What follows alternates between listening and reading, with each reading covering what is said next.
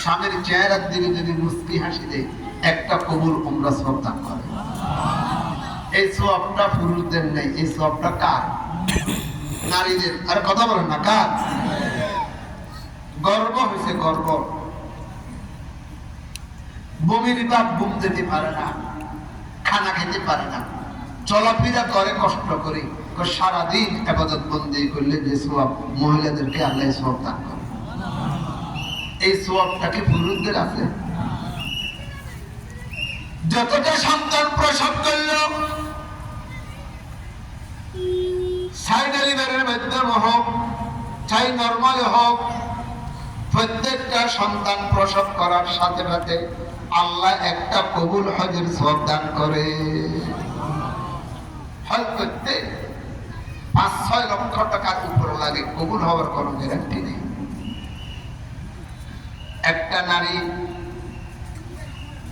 কম পক্ষে সুস্থ থাকলে 40 মণ দুধ পান করা একটা বাচ্চাকে কিতাবের মধ্যে লেখে। এই 40 মণ দুধে কয়েক কোটি ফোঁটা, প্রত্যেক ফোঁটার প্রতিমধ্যে আল্লাহ পাক 2 রাকাত নফল ইবাদতের সওয়াব দান করে। স্বামীরা মাতার গাম পাতালে ভালাইয়া রুজি করিয়া নিজে স্ত্রীকে, স্ত্রী রান্না বান্না করিয়া নিজেও খায়, স্বামীকেও খাবায়, ছেলে মেয়েকেও খাবায়। কিতাবের মধ্যে লেখে আল্লাহ পাক রব্বুল আলামিন তাকে 2,24,000 পয়গম্বরকে দাওয়াত করিয়া ভাত খাবালে যে সওয়াব, এই সওয়াব দান করে। দেখছেন কি কারবার? নিজের ঘর নিজে ঝাড়ু দেয়, মক্কা শরীফ ঝাড়ু দেওয়ার সওয়াব দান করে। ও মা বোনেরা, নিজের দাম নিজে কমাইছো, পর্দা দিয়ে। তোমরা তো পর্দার জিনিস, তোমরা রাস্তাঘাটের জিনিস না।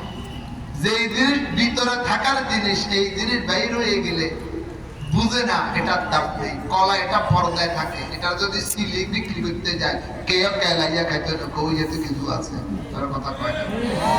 তোমরা এভাবে পর্দার জিনিস, নামাজ পড়ে যেভাবে ফরজ, রোজা রাখা, হজ করা, যাকাত দেওয়া যেভাবে ফরজ, পর্দা করাও তেমনি ভাবে ফরজ।